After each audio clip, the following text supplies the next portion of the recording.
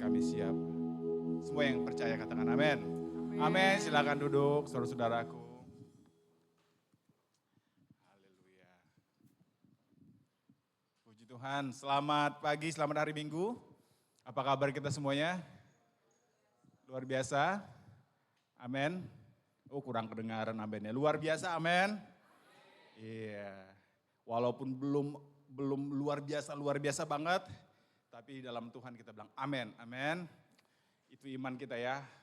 Percaya walaupun tidak melihat. Bukti dari segala sesuatu yang belum kita lihat. Hari ini belum luar biasa, tapi amin aja dulu ya. Selamat hari Minggu juga buat saudara-saudara jemaat Tuhan, jaga tiga yang ada di ibadah online, di ibadah Zoom. Oke, guys, are you ready dengan firman Tuhan? Amin. Firman Tuhan bilang siapa yang lapar dia akan dikenyangkan. Siapa yang kenyang ya nggak usah lagi dikasih makan nanti muntah. Siapa yang lapar akan firman Tuhan? Amin. Saudara percaya akan dikenyangkan? Haleluya, saudara harus percaya Roh Kudus sanggup mengenyangkan saudara kalau saudara lapar. Karena itu janji firman Tuhan.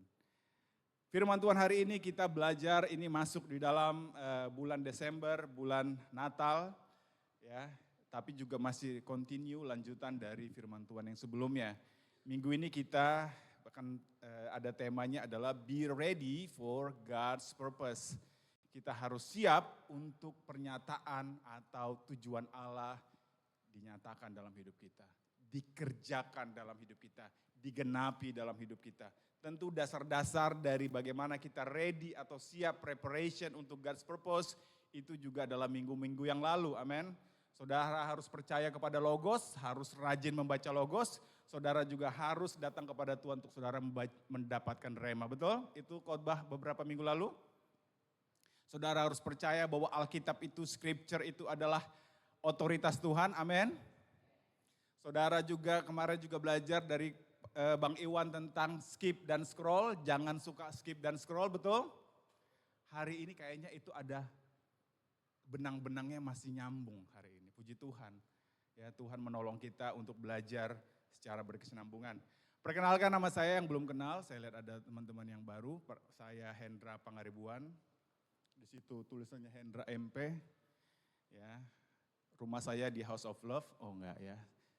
Saya di Cinere, istri saya 1, anak saya 2. Puji Tuhan, mari kita masuk ke dalam firman Tuhan.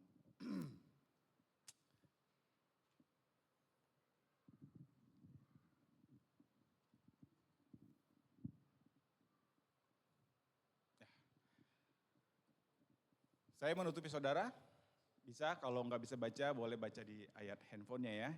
Saudaraku mari kita baca ayat ini, kalau kelihatan, kalau nggak kelihatan boleh dibuka HP-nya. Kita baca sama-sama yuk, ini penting sekali. Efesus 2 ayat 1 sampai 10. Sudah?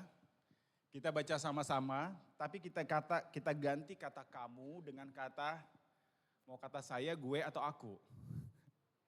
Aku ya, saya baru belajar anak Gen Z ini kalau gue itu memang gaul, funky, tapi hubungannya itu di permukaan ya.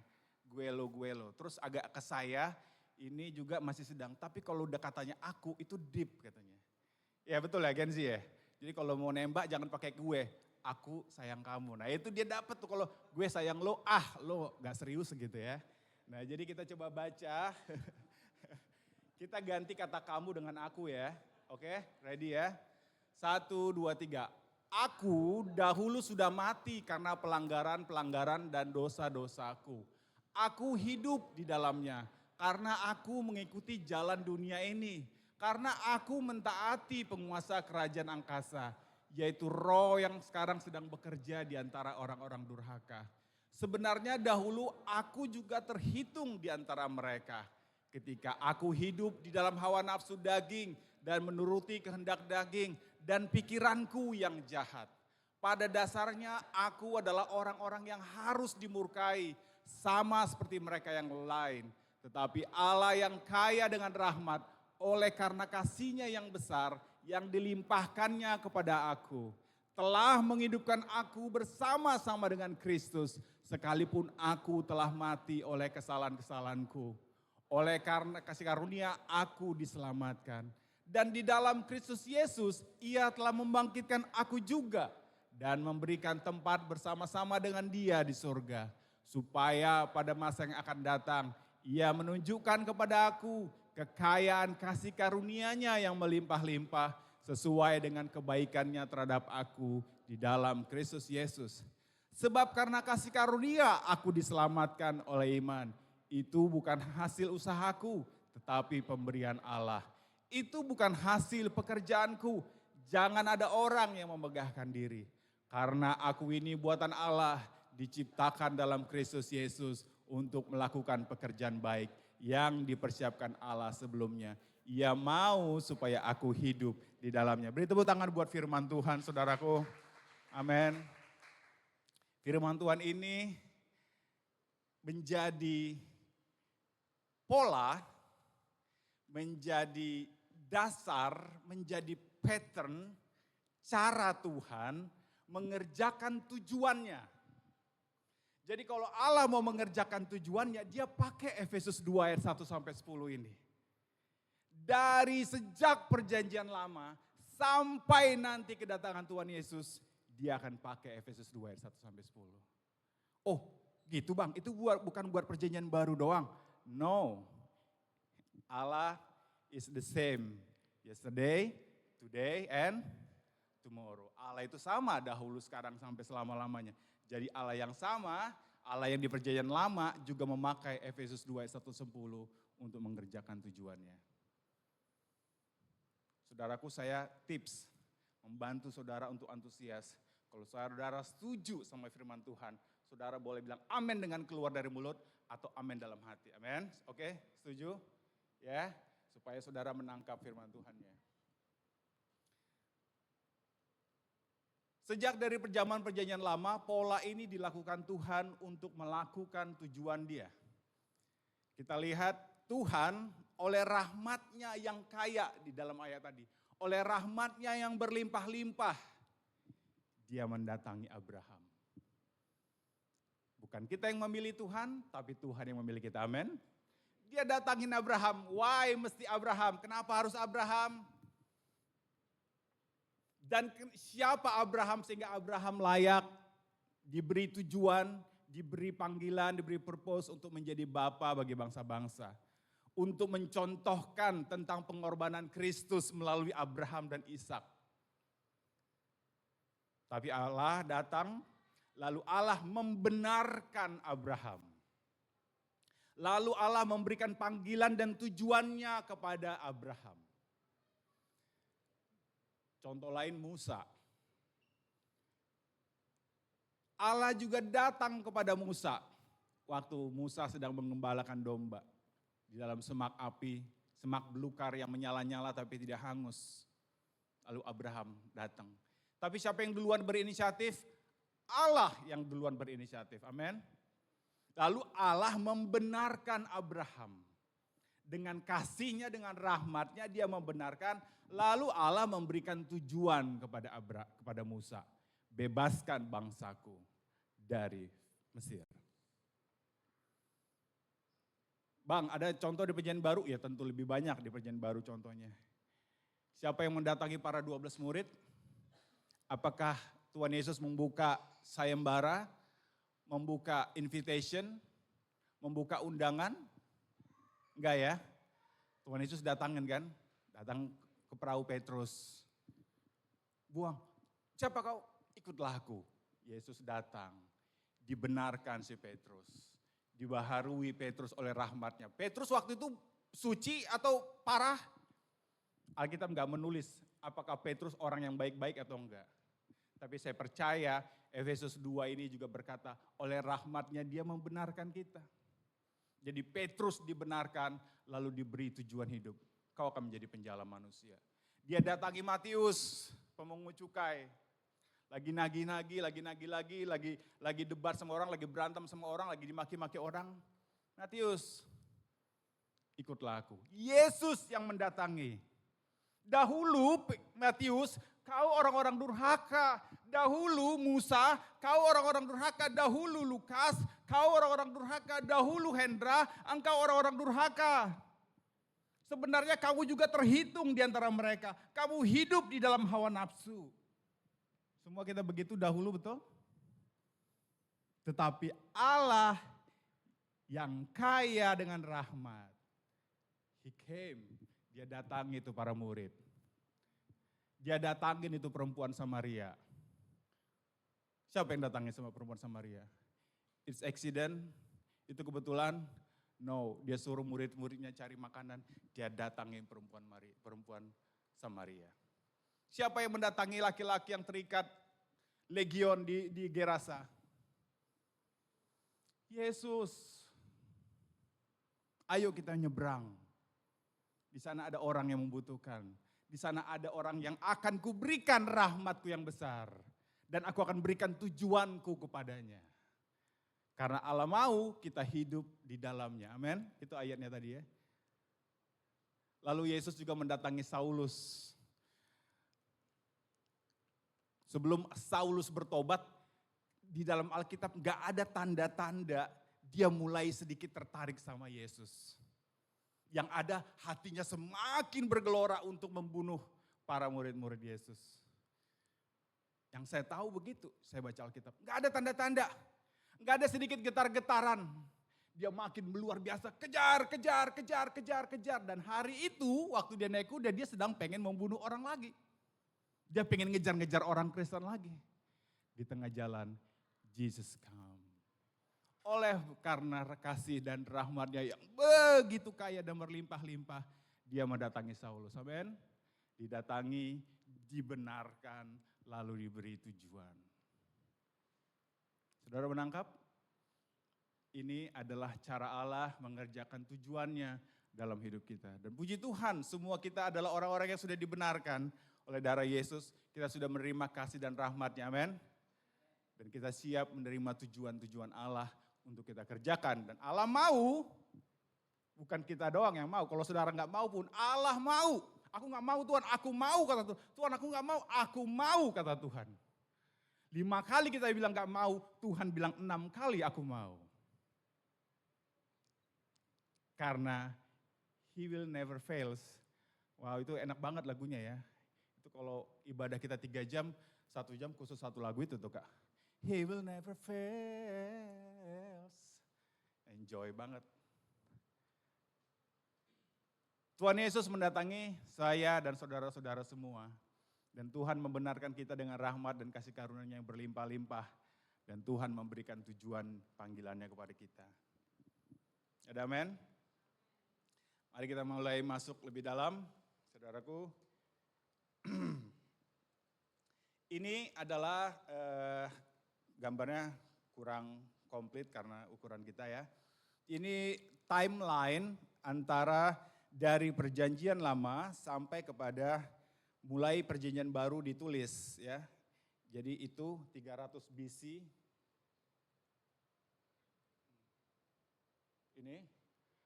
Ini ditulis masih kitab terakhir dari Maleakhi. Ya.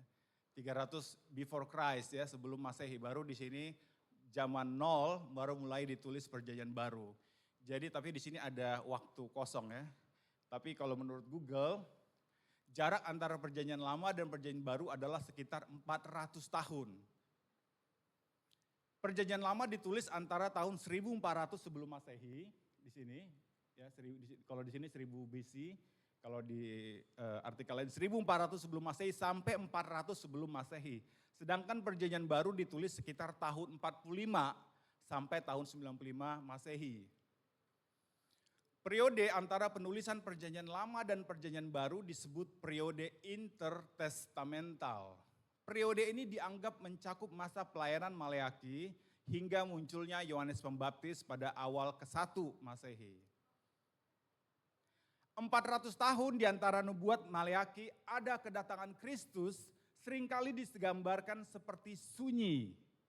Pada kenyataannya di dalam 400 tahun yang kosong ini, bangsa Israel tuh kayak sunyi. Kayak nggak ada update, nggak ada FYP, nggak ada viral, nggak ada cerita. Buka Instagram, cerita Elia lagi. Buka lagi nih, wah Elisa lagi. Gak ada ya, gak ada update dari surga, gak ada kedatangan malaikat gitu, gak ada nabi-nabi yang muncul gitu. Sepi. 400 tahun. Tapi pada kenyataannya itu sangat padat dengan aktivitas. Tidak ada surat-surat nabi yang ada dalam Alkitab muncul di Israel pada abad-abad tersebut. Perjanjian lama dianggap sudah selesai. Tetapi berbagai peristiwa terjadi untuk memberikan orang-orang Yahudi kesempatan untuk menyesuaikan ideologinya yang tidak sesuai dengan Kristus. Era ini seperti diatur oleh Tuhan untuk mempersiapkan jalan bagi kedatangan Kristus dan proklamasi dari Injilnya. Sekilas info, saudaraku ya. Itu jadi kita tahu 400 tahun di bangsa itu sepi. Lalu tibalah the Christmas.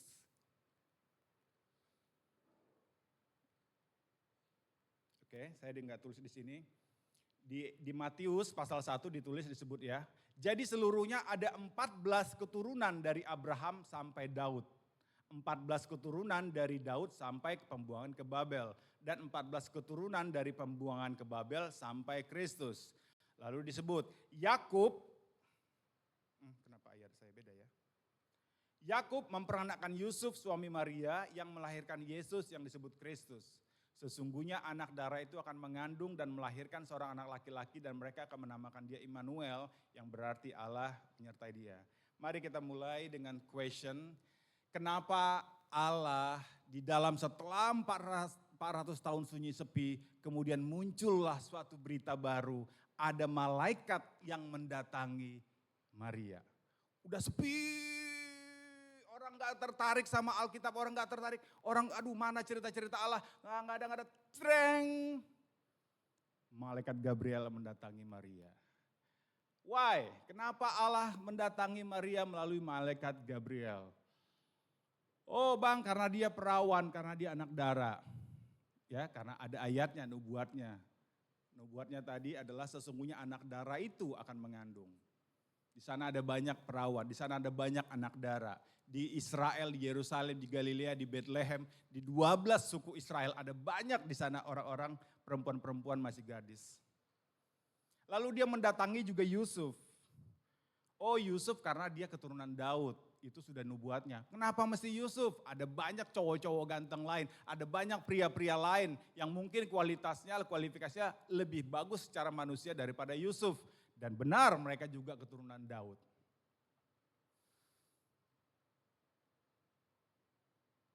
Kita tahu sama-sama ayatnya, bukan kamu yang memilih aku, tapi Tuhan yang memilih engkau. Tapi di dalam pemilihan Tuhan, ini yang mau kita belajari, bahwa ada hal-hal yang Tuhan perhatikan pada orang-orang yang dipilih. Siapa mereka, bagaimana hati mereka, bagaimana hidup mereka sebelumnya. Dan itu yang mau kita pelajari hari ini, bagaimana kita mempersiapkan, memprepare hidup kita supaya time kairos Tuhan terjadi dalam hidup kita. Tuhan sendiri yang berinisiatif dan yang rindu menyatakan dirinya panggilannya. Itu tadi di Efesus 2 kita pelajari ya. Dia sendiri yang rindu menyatakannya. Dan kenapa kita dipilih? Oh ya ini ayatnya. Kenapa Maria dipilih? Satu alasannya yang jelas ditulis dalam Alkitab adalah ketika malaikat itu masuk ke rumah Maria, ia berkata, "Salam hai engkau yang dikaruniai, hai engkau yang diberi rahmat, hai engkau yang diberi favor, hai engkau yang diberi kasih karunia, hai engkau yang diberi anugerah," menurut Efesus 2 ayat 1 sampai 10 tadi. Kata malaikat itu kepada, "Jangan takut hai Maria, sebab engkau," kembali disebut lagi, "engkau ini beroleh kasih karunia." Kenapa saya dipilih, kenapa Pastor Rio dipilih, kenapa Bang Iwan dipilih? Karena kita beroleh kasih karunia. Ada amin? Itu bukan hasil usahamu, tetapi itu pemberian Allah. Jangan ada seorang pun yang memegahkan dirinya.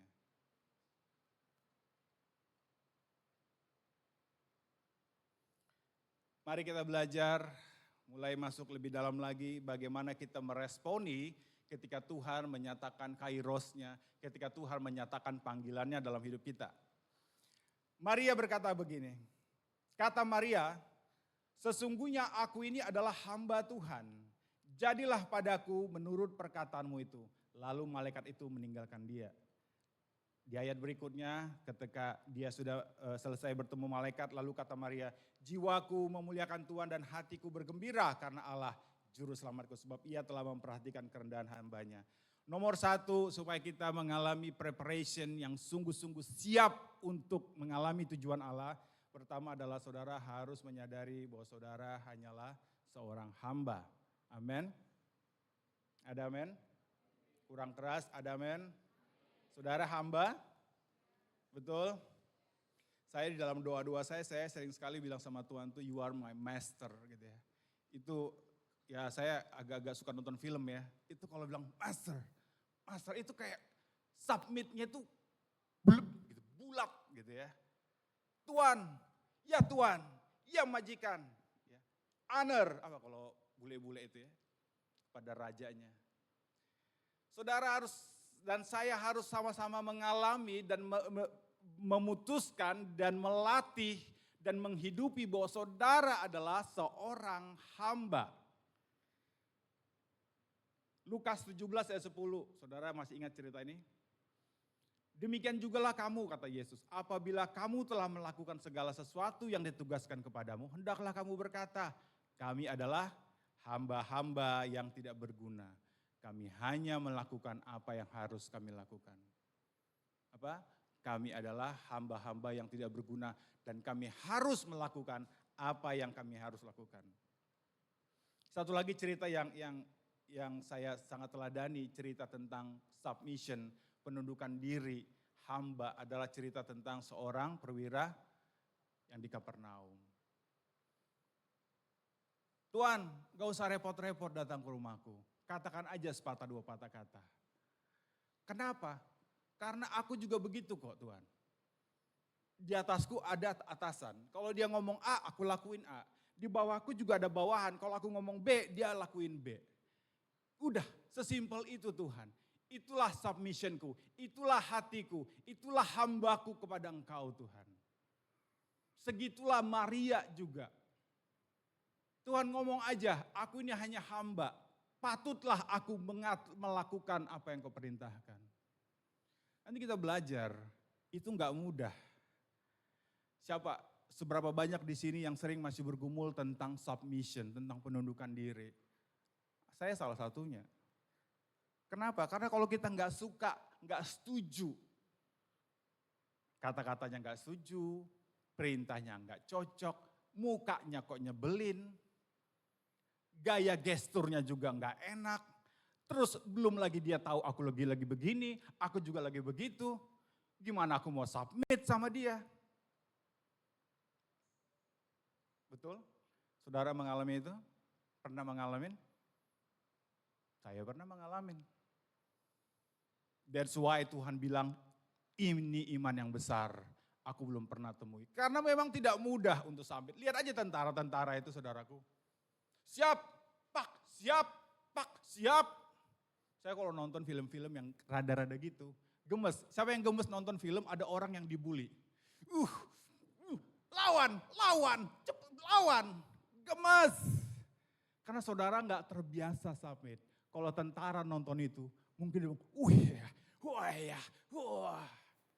Karena hatinya yang memang terbiasa submit, dipancing gitu, dia bilang siap. Kita yang gak terbiasa, lawan bro, lawan. Aduh, sikutkan dikit. Betul? Jadi jangan bilang, Maria waktu bertemu malaikat Gabriel, it's a easy thing for her to say, I am just a servant. Susah bro, nanti kita lihat.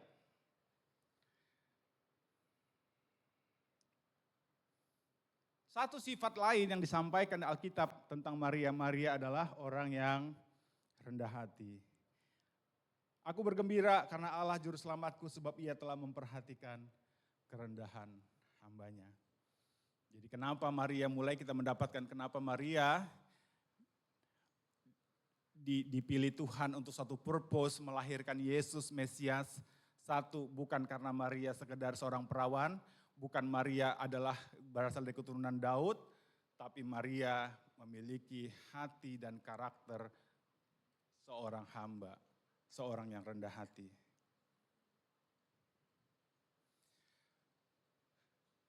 Mengapa Maria bisa percaya kepada firman Tuhan yang disampaikan malaikat Gabriel? Saudara boleh baca nanti ya supaya kita semakin ini tentang kisah Natal. Saudara baca Lukas 1. Di sana ada dua cerita yang berkontinu berparalel tentang Elizabeth dan Zakaria.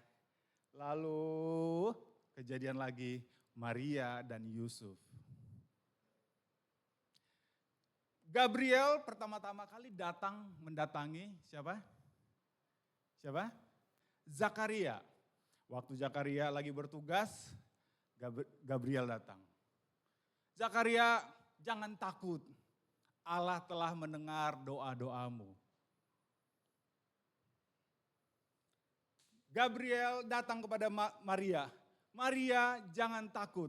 Hai engkau yang dikaruniai Allah. Sama ya, yang datang sama-sama Gabriel, Zakaria nggak didatangin sama Mikael atau malaikat dengan pedang-pedang, sehingga dia lebih jiper, lebih takut. Pesannya, wah ini kok beda. Yang satu datang pakai, kalau ada datang orang ke rumah kita, rapi, pakai mobil. Siapa itu tamu? Buka mah. Pasti keluarin berani. Tapi ada tamu datang bertato, pakai rantai-rantai.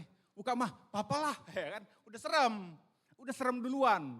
Hari itu sama-sama Gabriel. Catat ya. Hari itu sama-sama Gabriel yang datang.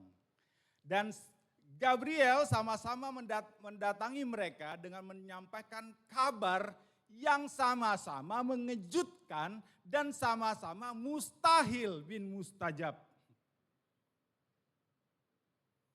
Dan dua-dua ini, Maria dan Zakaria, juga sama-sama bertanya, nggak ada satu yang ngeblank lalu iya Tuhan, enggak.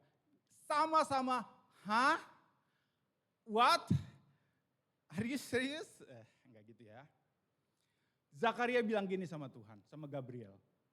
Bagaimana aku tahu bahwa hal ini akan terjadi? Sebab aku sudah tua dan istriku sudah lanjut umurnya. Istrimu akan mengandung. Bagaimana itu mungkin terjadi padaku? Aku udah tua, istriku juga mandul. Maria, Gabriel datang. Hai engkau yang dikaruniai Allah, engkau akan mengandung seorang anak dan engkau akan menamainya Yesus. Maria juga gak ngeblank, dia tanya sama malaikat. Apa kata Maria? Bagaimana hal itu mungkin terjadi karena aku belum bersuami. Sama kan? Sama-sama question mereka sama Gabriel. Karena memang itu hal yang mustahil. Yang satu bilang aku udah tua istriku mandul. Yang satu bilang bagaimana karena aku belum bersuami. That's natural, amen. Saudara boleh tanya-tanya sama Tuhan, silahkan. Tuhan bebas question and answer. Enggak ada satu pertanyaan terakhir, enggak ada. Tanya terus sama Tuhan. Mereka bertanya, kita baca cerita-cerita di Alkitab, ada banyak komunikasi, ada banyak chit-chat antara hamba-hamba Tuhan dengan Tuhan. Malah ada yang lama banget ya, Musa itu lama banget chit-chatnya sama Tuhan. Susah percaya, Gideon juga susah percaya, Thomas juga susah percaya. Ada yang cepat, ada yang lama, tapi ngobrol boleh. Amin. Amin Joel. Boleh ngobrol sama Tuhan. Tanyai, Tuhan siapa nanti jodohku? Tanya juga Joel.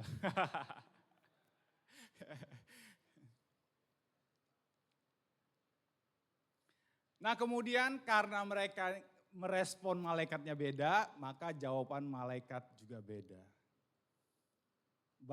Gabriel ngomong sama Zakaria. Zakaria, sesungguhnya engkau akan menjadi bisu dan tidak dapat berkata-kata sampai kepada hari di mana semuanya ini terjadi. Karena engkau tidak percaya akan perkataanku yang akan nyata kebenaran pada waktunya. Kepada Maria dia menjawab, Jawab malaikat itu kepadanya, Roh Kudus akan turun atasmu dan kuasa Allah yang Maha Tinggi akan menaungi engkau. Sebab itu anak yang akan kau lahirkan itu akan disebut kudus, anak Allah.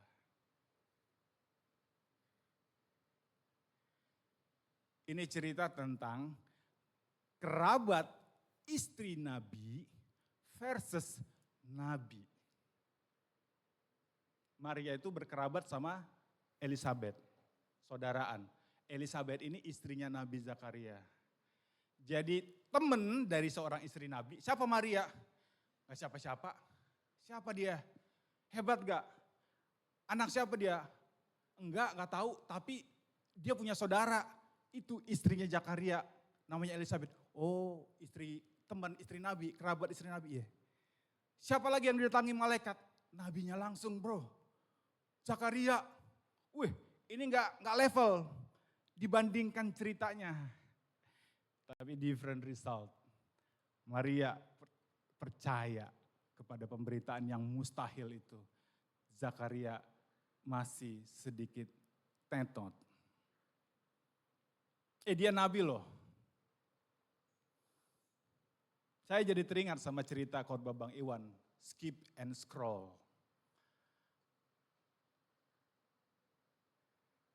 Di ayat sebelumnya dinyatakan bahwa Zakaria dan Elizabeth adalah orang yang takut akan Tuhan. Dan dia nabi dan hari itu dia sedang bertugas. Berarti dia sedang menguduskan hidupnya, betul kan? Itu caranya kan, itu acaranya. Jadi dia lagi bagus. Lagi menjaga hatinya, menjaga hidupnya. Mami, papi mau bertugas ke bait Allah. Doain papi supaya papi balik baik-baik saja. Enggak jatuh di dalam ruang maha suci. Doaku besertamu ayah, berangkat. Pakai peralatan, bersihin kuping segala macam. Ya kayak itu apa namanya orang Islam tuh? Wudu dulu sih. Masuk.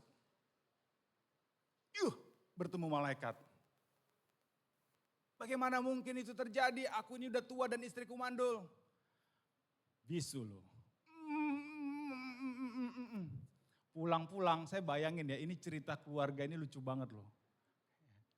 Saudara udah bisa bayangin? Belum? Bayangin lagi. Pulanglah si Zakaria ke rumahnya.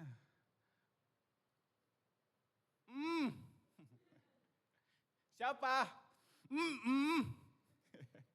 Siapa masuk? Terus, Papa, ya ayo cuci dulu, mandi dulu, bersih dulu. Apa sih mulu? Ngomong gak, sombong banget. Lama mereka kan, mungkin belum papas-papasan ya. Kadang-kadang kita juga gitu ya, suami istri pulang belum lihat, oke,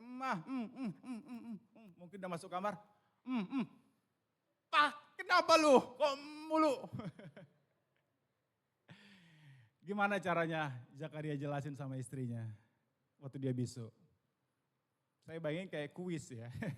Kuis tebak gambar atau tebak kata.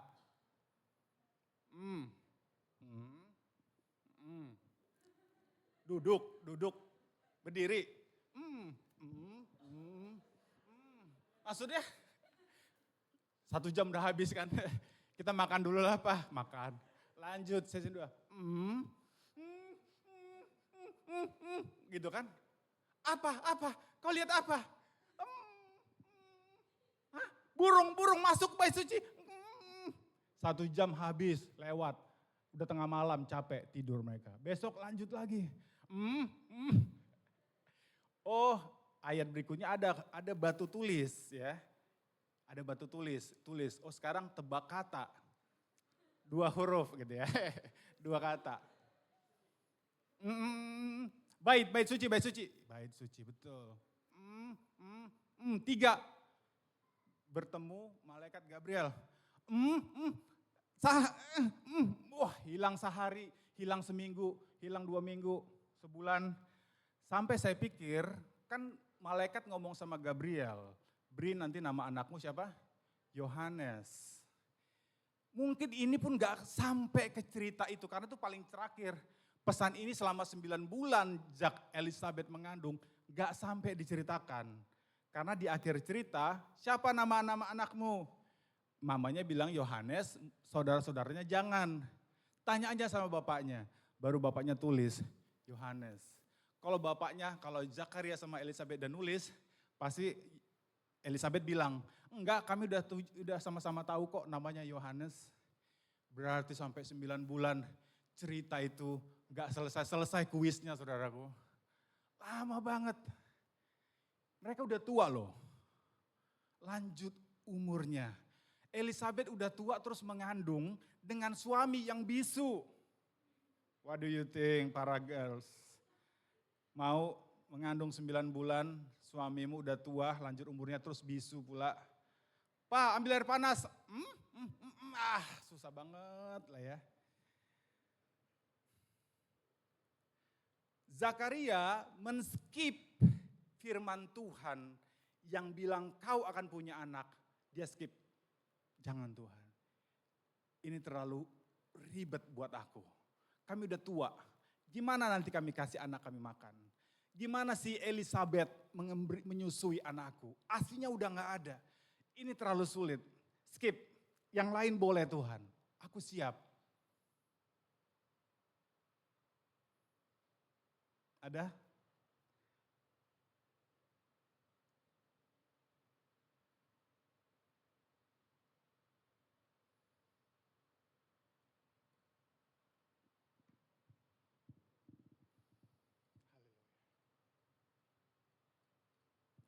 Zakaria itu orang yang takut sama Tuhan.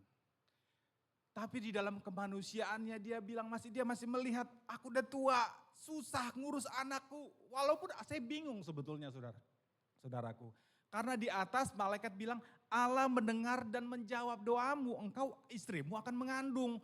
Berarti mereka berdoa, tapi waktu dikasih jawaban dia lari.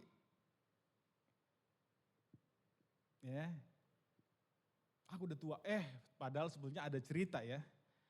Ada cerita nenek moyangnya juga dulu, Abraham dan Sarah. Sarah pernah kok punya anak di dalam masa tuanya dan mandul, dia nyusuin tuh si Ishak. Mungkin lupa Elizabeth, mungkin lupa Zakaria. Dia skip, no lah Tuhan, yang lain aja aku ready, yang ini jangan dulu. Maria no skip. Yes, I am your servant. Aku siap Tuhan. Ada amin? Jangan skip.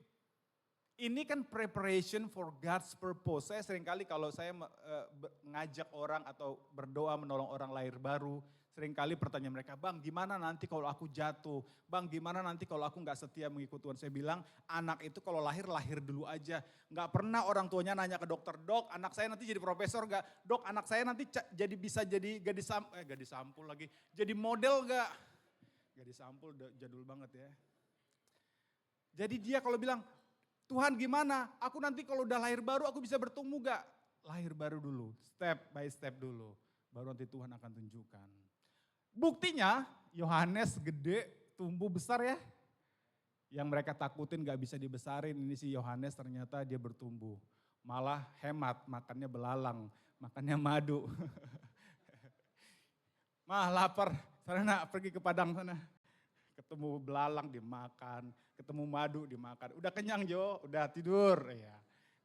Mau nenen gak ada susu mama, asi mama gak ada, sana gitu ya, misalnya gitu.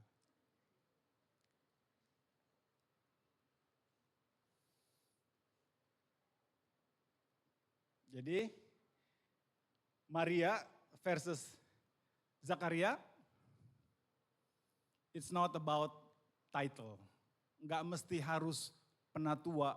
Ini adalah orang-orang yang paling mudah di-prepare sama Tuhan untuk God's purpose. No. Saya dan saudara semua, katakan amin, amin. Kita semua siapapun, mau anak yang paling baru, mau kita siapapun latar belakangnya. Dasarnya apa sih? Efesus 2 ayat 1 sampai 10 sama semuanya. Sebab karena rahmat yang berlimpah-limpah itu dasarnya kenapa saya siap untuk dipakai Tuhan. Ada amin? Jangan skip and scroll, percaya firman Tuhan, percaya kepada Logos dan Rema.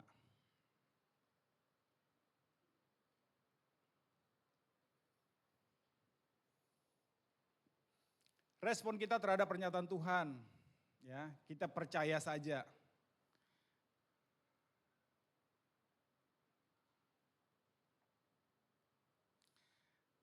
Oke, kita lihat ini juga boleh waktu saya.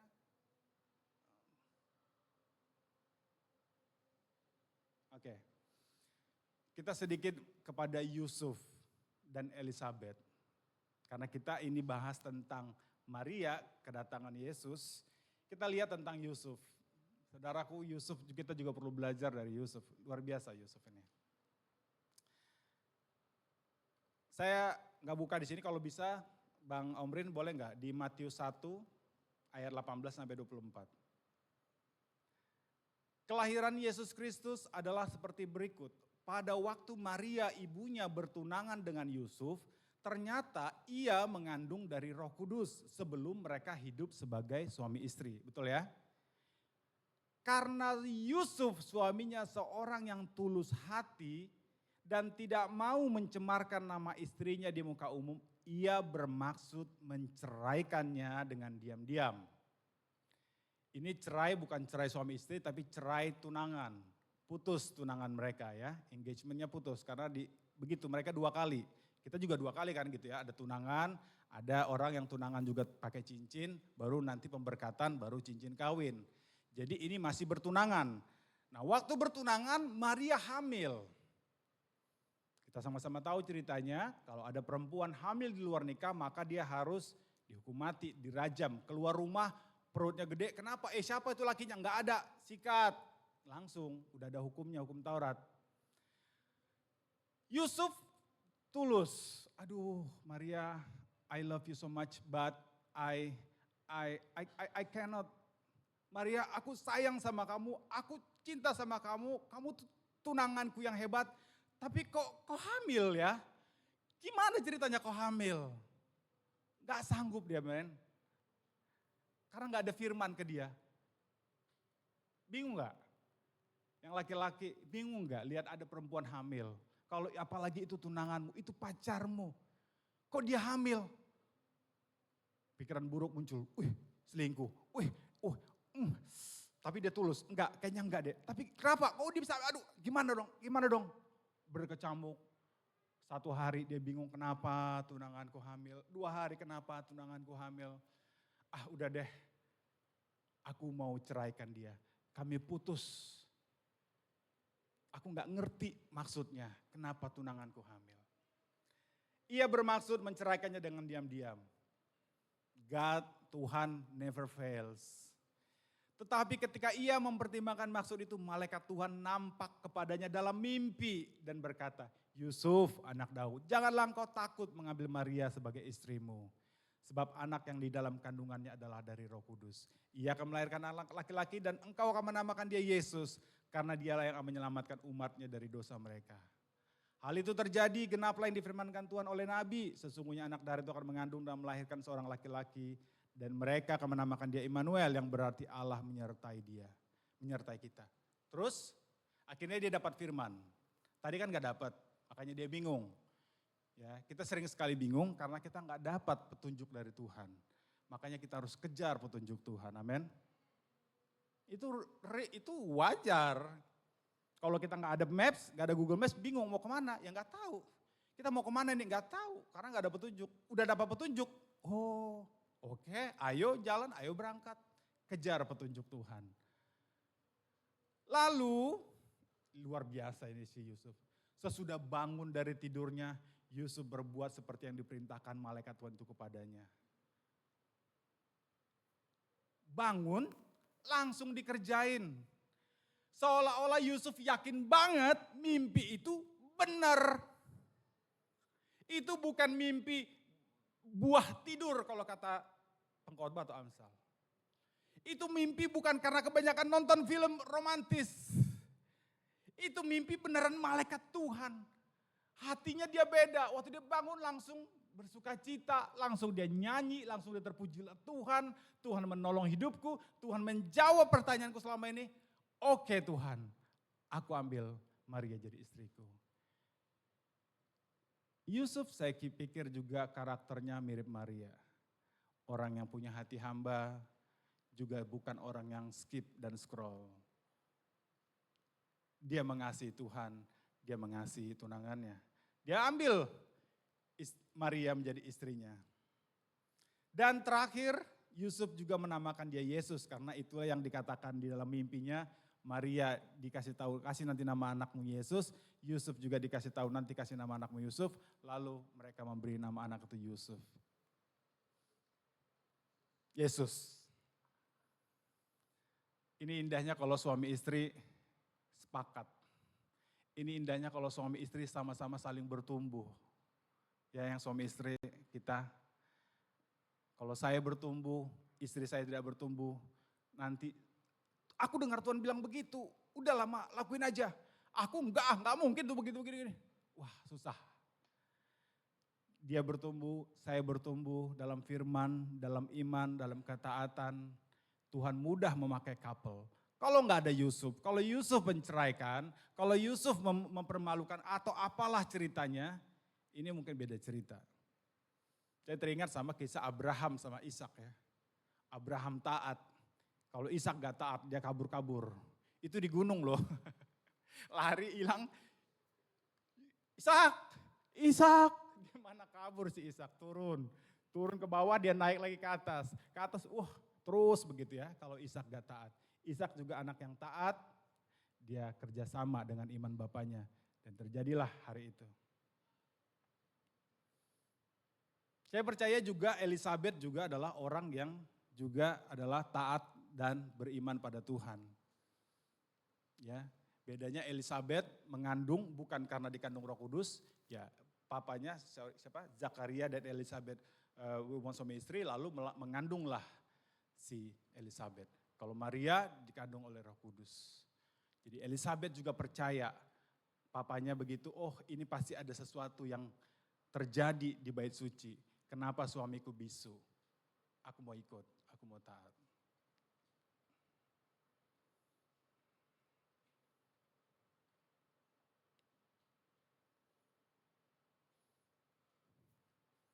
Apa dampak dari kita bagi orang-orang yang percaya dan yang mau berserah kepada Tuhan? Kita akan mengalami pertolongan dan mukjizat Tuhan. Amin.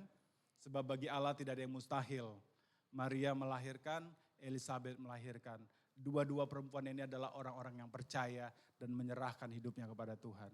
Terjadi mukjizat dan hidup kita akan menggenapi visi Tuhan. Visi Tuhan kepada Maria, melalui dia akan melahirkan Yesus. Visi Tuhan kepada Elizabeth, engkau akan melahirkan Yohanes yang menyiapkan jalan bagi Yesus. Visi Tuhan bagi saya dan saudara, gambaran besarnya adalah bahwa kita harus sampai kepada wahyu, bahwa segala suku bangsa akan datang berkumpul kepada menyembah Yesus. Itu visi besarnya Allah. Visi kecilnya lagi, gereja JK3, engkau akan menjadi berkat bagi suku-suku bangsa. Kita bisa pergi, kita bisa tinggal di dalam, tapi kita sama-sama di dalam pemuritan. Siapa yang bisa memuridkan? Kalau dia tidak dimuridkan gak bisa. Siapa yang mau dimuridkan maka dia bisa memuridkan. Betul? Terus visi lebih kecil lagi atas sama saya, Hendra, Tuhan kasih purpose, Tuhan kasih tujuan sama saya. Hendra, kau akan memiliki istrimu dan anakmu 2 dan pekerjaanmu ini lakukan dengan setia.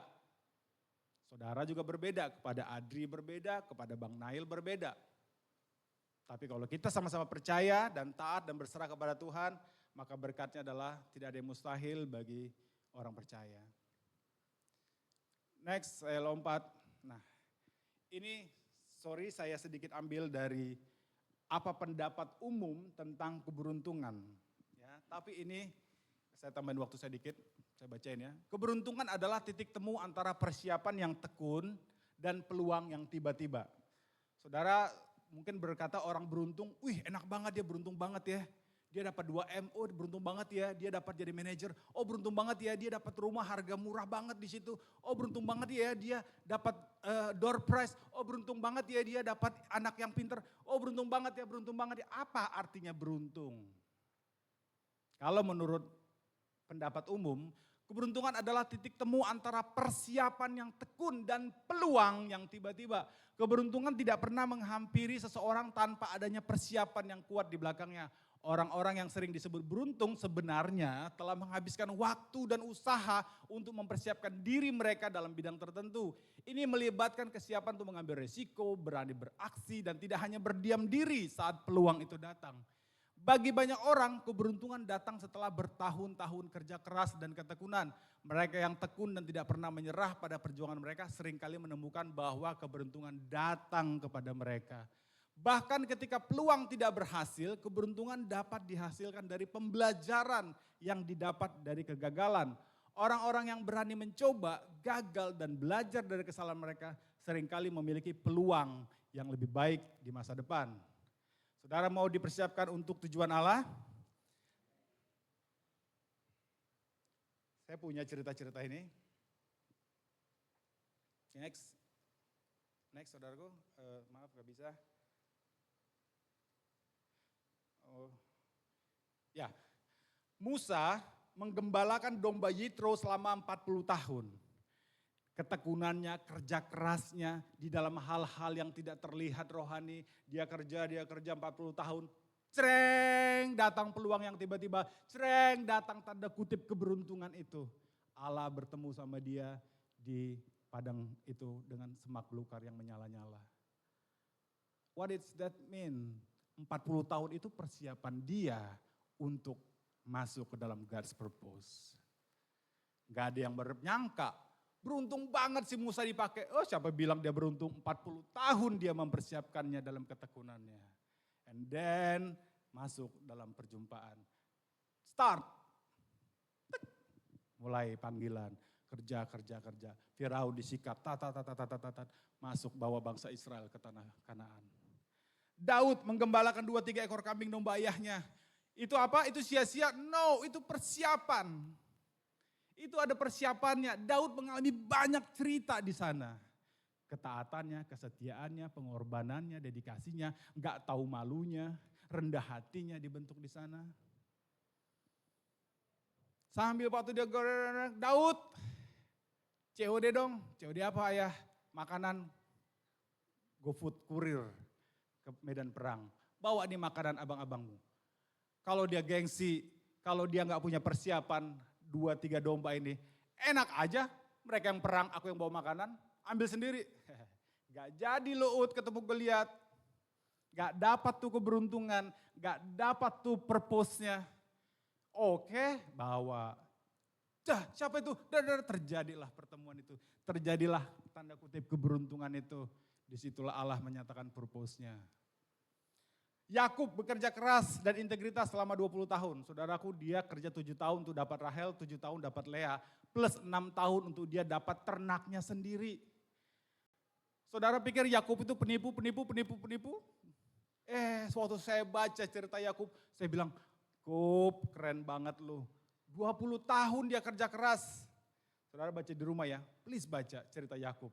Saudara yang lembur-lembur di kerjaan di kantor, Yakub lembur. Dia bilang sama pamannya si Laban itu. Laban lu tahu nggak tiap malam aku tahan ngantuk, aku begadang pelihara kambing dombamu. Kau tahu nggak sebetulnya kambing dombamu ini ada yang dimakan, ada yang dicuri. Tapi aku nggak cerita samamu, aku ganti dengan punyaku. Wih keren kali. Bos tahu nggak bos, aku kerja sampai lembur, aku nggak nuntut uang lembur. Bos tahu nggak begini bos, aku naik taksi pulang, aku nggak minta reimbursement. Itu persiapan, ada amin. Setelah dia kerja 20 tahun, dia berpisah sama Laban, lalu disitulah dia bertemu dengan Tuhan bergelut. Jadi beres dulu ya, oke Yakub, aku udah lihat kau beres, aku udah lihat kau siap. Baru bergelut, bergumul, namamu bukan Yakub, lalu kau namanya sekarang Israel, lalu dia bertemu Esau dan sampai ceritanya dia mengurus 12 suku Israel. Yesus sebagai anak tukang kayu. Dan dia bekerja juga sebagai tukang kayu sampai umur 30 tahun. Kenapa Yesus sang Mesias enggak dilatih dalam pekerjaan-pekerjaan rohani selama 30 tahun? Kok dia kerjanya sebagai anak tukang kayu dan sebagai tukang kayu? Kok persiapannya itu? Saudara, kita sebagai suami istri bersiap lakukan persiapan di rumah sebagai suami yang baik, sebagai papa yang baik, sebagai istri yang baik, sebagai anak yang baik, sebagai mahasiswa yang baik, sebagai karyawan yang baik. Lakukan di dalam kehidupan sehari-hari kita. Amin. Karena kita nggak tahu itulah sebetulnya persiapannya buat kita. Dan nanti katanya tibalah keberuntungan itu. Allah menyatakan purpose-nya. Ada amin? Next, satu lagi. Nah ini refleksi kita saudaraku. Saya akan selesai. Refleksi kita adalah mari saudara merenungkan lagi ayat Efesus 2 ayat 1 sampai 10. Kemudian saudara kita refleksikan bahwa persiapan untuk pekerjaan Tuhan dinyatakan seringkali terjadi dalam kehidupan sehari-hari kita. Tidak harus di dalam pelayanan atau waktu saya khotbah, saya saudara melayani. Seringkali itu terjadi persiapannya di dalam kehidupan sehari-hari, keluarga, mengurus anak, bekerja, lembur, pelayanan, kuliah, ngerjain tugas. Di sana ada banyak persiapan-persiapan sebetulnya. Kemudian mari saudara kita terus bertekun di dalam pertumbuhan untuk ketangguhan kita. Ketangguhan rohani, ketangguhan emosi, jiwa, fisik, relasi, finansial dan yang lain. Ada amin? Mari kita berdoa. Bapak terima kasih kami belajar firman-Mu.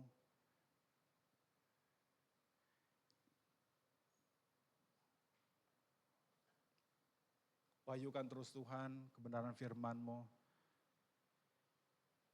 Tentang Efesus 2 ayat 1 sampai 10 ini Tuhan. Bahwa kerinduan-Mu dan ketetapan-Mu adalah bahwa kami hidup melakukan pekerjaan-pekerjaan baik yang sudah Tuhan persiapkan sebelumnya. Tolong kami Tuhan, supaya kami meresponi pekerjaan baik yang sudah Tuhan siapkan dengan hati yang benar, pikiran yang benar, iman, penyerahan diri, hati hamba. Kami tidak men-skip firman Tuhan yang Tuhan berikan kepada kami. Kami mau taat seluruhnya hukum-hukum-Mu. Kami tidak mau memilih-milih bagian-bagian yang kami suka.